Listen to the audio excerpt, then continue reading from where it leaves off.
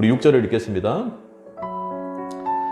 하나님께서 각 사람에게 그 행한 대로 보응하시되 7절 참고 선을 행하여 영광과 존귀와 썩지 아니함을 구하는 자에게는 영생으로 하시고 8절 오직 당을 지어 진리를 따르지 아니하고 불의를 따르는 자에게는 진노와 분노로 하시니라. 네. 하나님께서는요 특별 VIP가 없습니다. 행한 대로 심판하신다는 겁니다. 그럼 여기서 너무 앞서 나가서 행한 대로 심판하면은 나는 천국 못 가겠네 하는 건 맞습니다. 거기까지 생각하십시오. 행한 대로 심판하시기에 절대로 특별한 VIP가 없다라는 겁니다. 다른 것이 없어요. 그가 그 시대에서 어떠한 위치에 있었건 그리고 얼마나 많은 사람들이 그를 존경했건 따랐건 이런 거 중요하지 않는 얘기입니다. 심판 앞에서는 부처가 될지라도 공자가 될지라도 사람이라면 그 누구도 심판대를 그냥 프리패스로 통과할 자가 아무도 없습니다. 그런데 우리 7절을 보면 뭐라고 얘기합니까?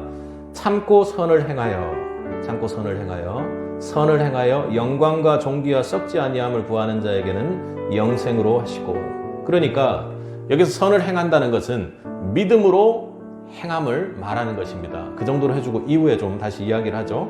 그렇게 믿음으로 선을 행하면, 근데 그 선을 행한다는 거에 영광과 뭘 구한다는 겁니까?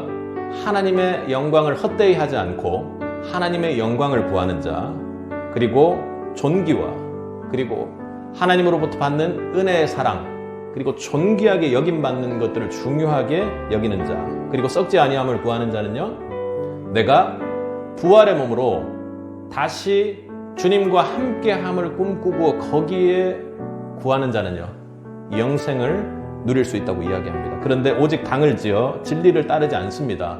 어떻게 해요? 아니 내가 왜? 아니 예수님 없어도 갈 수 있다니까 나 착하게 살았다고.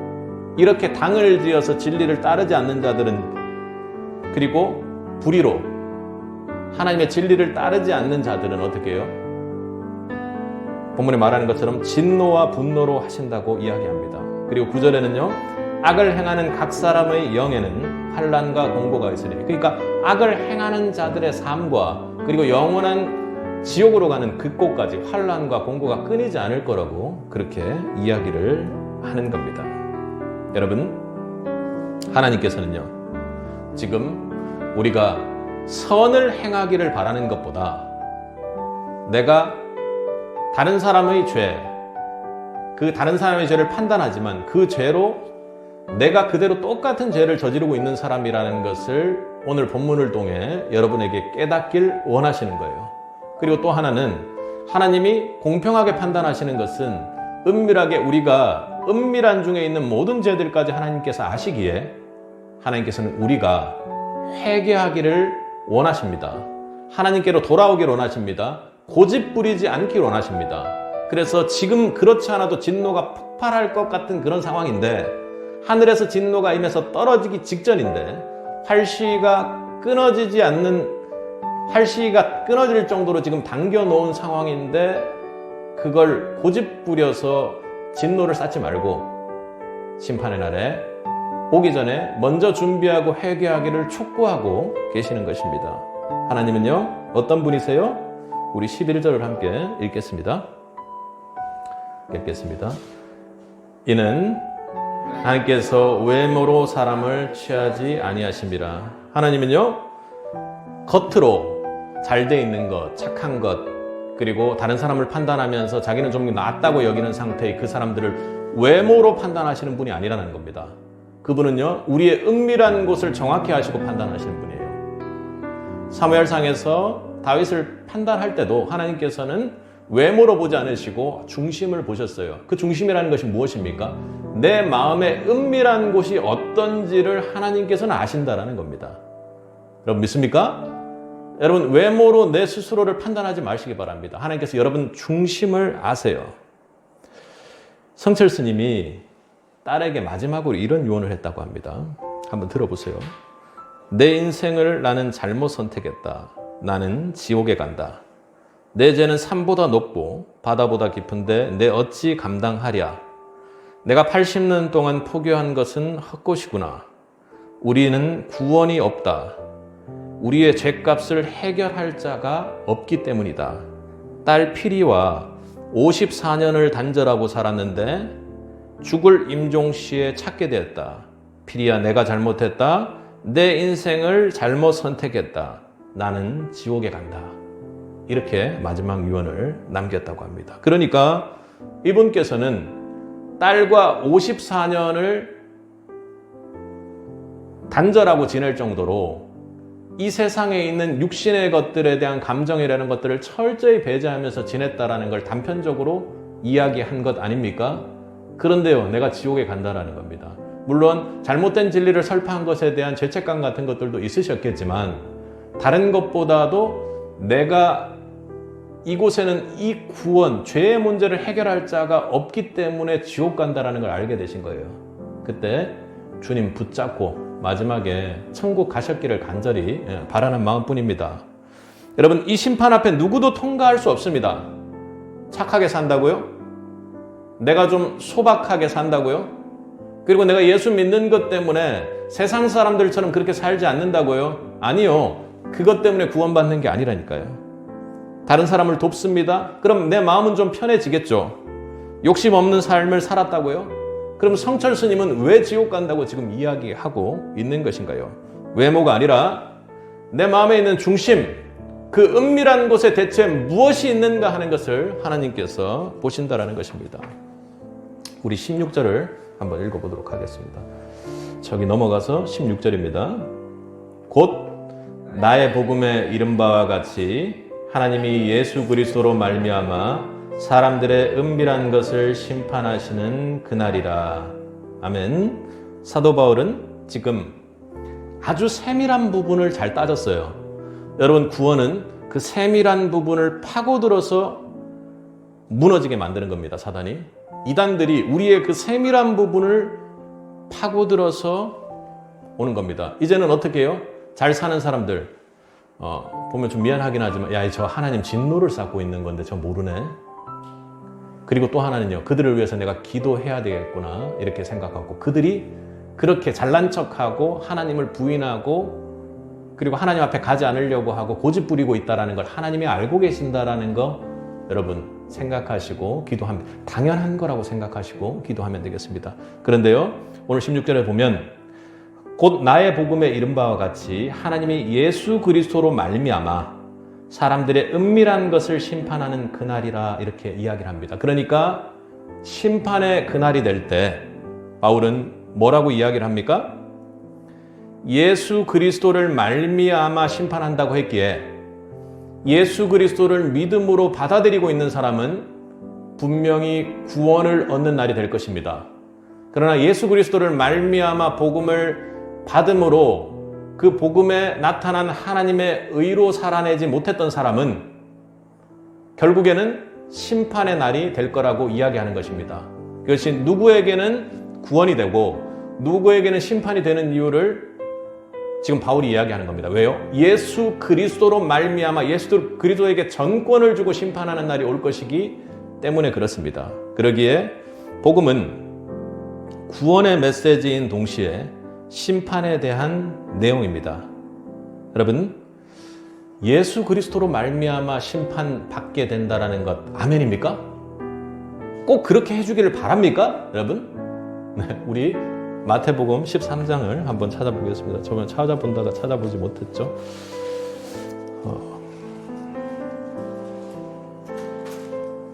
마태복음 13장 24절입니다.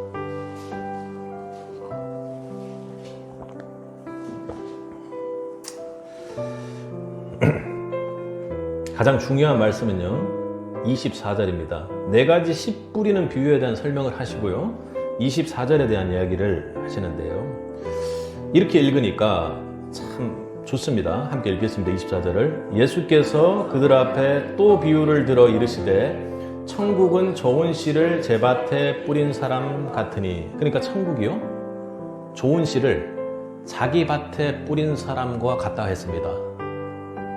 심판의 그날 내 밭에 뿌린 씨대로 심판받을 줄로 믿을 수 있길 바랍니다.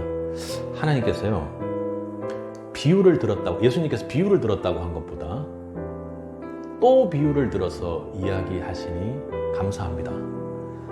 그러니까 이게 지금 가장 중요한 걸 이야기하고 계시는 거예요. 내가 판단도 있고 진짜 나쁜 놈이 있고 나쁜 놈을 판단하는 놈이 있고 다 있는데, 이놈이든 저놈이든 나는 나중에 그 밭에 복음의 씨를 뿌린 사람을 알아볼 수 있다는 겁니다. 그 안에 복음이 들어가 있는 걸 알아볼 수 있다는 겁니다. 앞서 말했던 것처럼 예수 그리스도로 말미암아 심판의 날에 어떻게 해요? 은밀한 것까지 심판하신다 합니다. 은밀한 것은요, 복음이 어떤 사람에겐 구원이고 심판이 되듯이 은밀한 것은요, 내가 은밀한 죄를 저지르지만 내가 세상으로부터 핍박받고 보기 안 좋을지라도 내 은밀한 곳에 예수 그리스도의 복음의 씨가 있다면 하나님께서 반드시 구원의 날 가라지로 처리하지 않으시고 우리를 알곡으로 하늘 천국의 곳간에 넣으실 줄로 믿습니다. 우리 한번 쭉 같이 읽어보겠습니다.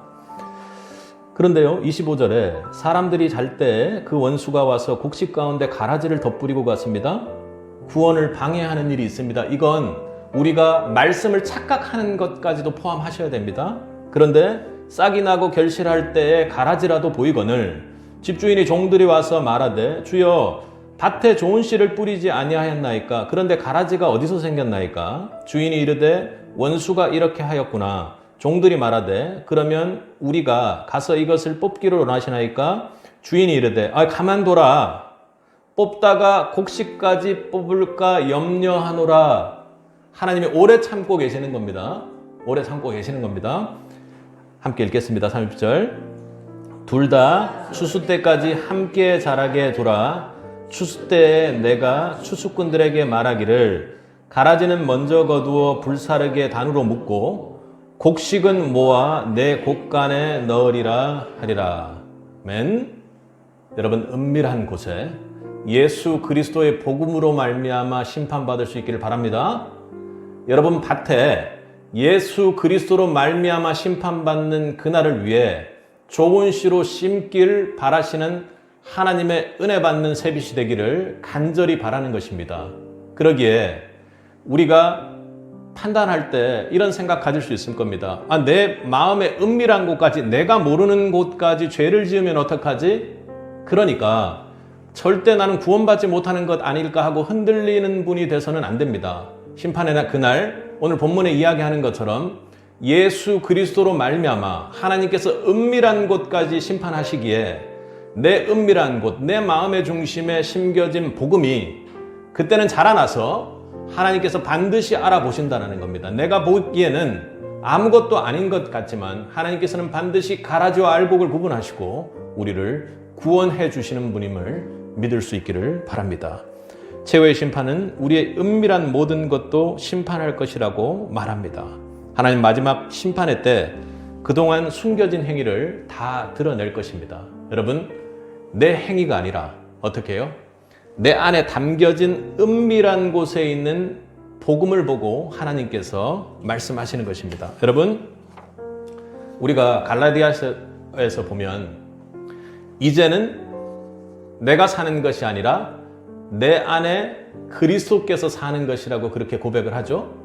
그것은 무엇입니까? 지금 하나님께서는 누가 살았느냐, 내 안에 복음의 씨앗이 되어서 자라났느냐를 본다라는 것이지, 네가 착하게 살았느냐 혹은 좀 더 낫게 살았느냐, 누구를 도우면서 살았느냐, 이런 것 보고 계시지 않는다라는 겁니다. 간절하게 수도하면서 살았느냐, 모든 걸 끊고 육신의 자녀들까지도 끊고 살았느냐, 이런 것 보고 심판하지 않는다는 것입니다. 오직 유일하게 우리의 이 황무지 같은 밭 위에 좋은 씨가 뿌려지고 그 좋은 씨가 자라나 그 좋은 씨로 말미암아 선한 행을 하고, 그리고 존귀와 찬송받기에 합당한 하나님을 찬양하며, 그리고 하나님께 예배하며, 그리고 삶 속에서 어떻게 해요? 부활을 꿈꾸며, 그리고 모든 이 땅에 존귀와 영화로운 것들이 있지만 그것을 꿈꾸는 것이 아니라 하늘 영광을 꿈꾸며 살아가는 새빛이 되기를 주님께서 간절히 바라는 겁니다. 여러분, 우리는 최후 심판을 믿습니다. 예수 그리스도로 말미암아 내 은밀한 곳까지 주님께서 주관하여 주옵소서. 마지막 심판의 날에 나의 소망은 복음 대신 예수 그리스도 한 분밖에 없습니다. 아멘. 인간의 재물, 권력, 명예, 소망, 지금 현재의 권세, 그리고 지금 현재 큰 목소리들이 절대로 구원의 조건이 될 수 없습니다. 그리고 내가 착하게 산 것, 나의 선함이, 내가 다른 사람을 배려해 주었던 것이 구원의 조건이 될 수 없음을 저는 믿습니다. 나의 선함이, 나의 착함이 내 구원의 조건이 되고 그 구원의 전제가 되고 그걸 소망으로 살아가서는 절대 안 된다고 이야기하는 것이지요. 심판 앞에 우리 은밀한 대로 행한 모든 것이 드러날 것입니다. 그러나 나를 사랑하사 십자가에 달리신 예수 그리스도의 복음에서 만나는 하나님의 의가 그 모든 것 앞에 나를 살릴 것입니다. 영원한 생명을 얻게 할 것입니다. 그러기에 예수 그리스도의 복음만을 쥐고 복음만을 심고 심겨 있다면 끝까지 견뎌내는 새빛이 되길 바랍니다. 내 안에 복음에서만 구원이 있습니다. 내 어떤 행위도 자랑할 것이 없습니다. 주님, 우리 행위로는 가망이 없습니다. 정말로 절망적인 비참함만 있을 뿐입니다. 복음이신 예수가 살아 행하는 우리 새빛이 그렇게 축복받는 인생 되길, 마지막 심판의 날 내 안에 은밀한 곳에 계신 예수 그리스도로 말미암아 심판받는 새빛이 되기를 간절히 축복합니다. 함께 기도하겠습니다. 사랑과 은혜가 풍성하신 아버지 하나님, 오늘 말씀대로 제가 주님께서 주신 율법으로, 성경으로 다른 사람을 판단하는 자입니다. 그 판단하는 자의 그 죄를 돌아와서 제가 저지르는 자임이 정말로 명확합니다. 주님 앞에, 말씀 앞에 무릎 꿇고 말씀을 그대로 받습니다. 주님, 도저히 희망 없는 제가 나의 의와 나의 선함에 기대며 살았음을 고백합니다. 주님, 교만하지 않게 하시고 나는 괜찮지 않다 생각하시게 하시고 십자가 앞에 나가 나의 비참함을 더욱 보고 십자가 붙잡는 저희가 될 수 있도록 주님 도와주옵소서. 심판의 날에 다른 것은 원치 않습니다. 내 안에 계신 복음의 시 예수 그리스도로 말미암아 심판받는 새빛 백성들을 다 되게 하여 주옵소서. 붙잡고 나아가 주님께서 심판하실 때에 우리의 은밀한 행위 그리고 잘못된 행위 그 안에 덮여진 보혈을 보게 주님 은혜를 베풀어 주옵소서. 그 믿음과 소망 가운데 저희 모두가 있습니다. 오늘 찬송할 때 주님께서 십자가 앞에 찢어진 그 휘장 사이로 이제 주님의 보혈을 입고 우리가 담대히 나갈 수 있게 했던 것처럼 하나님 앞에 다시금 하나님의 의를 소망하며 하나님과 함께하는 날을 소망하며 나아가는 새빛되게 도와주옵소서. 우리 이제 찬송하며 나아갑니다.